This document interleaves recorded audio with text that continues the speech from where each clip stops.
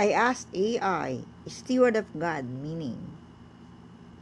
AI answered, a beautiful phrase. Steward of God is a biblical concept that refers to a person who manages and takes care of God's resources, including first, time, using one's time wisely and productively to serve God and others. Number two, talents, utilizing one's skills, abilities, and gifts to glorify God and benefit others. Number three, treasures, managing one's financial resources, possessions, and wealth in way that honors God and benefits others.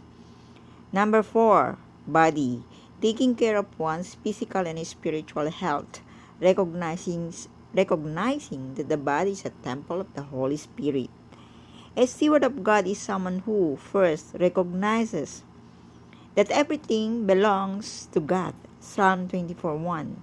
Number 2, seeks to use the resources to serve God and others. Matthew 25:14 to 30. Number 3, is accountable to God for the management of resources. 1 Corinthians 4:2.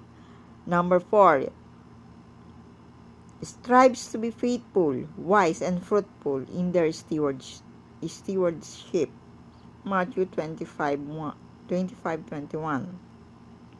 In essence, being a steward of God means living a life of responsibility, accountability, and service to God and others.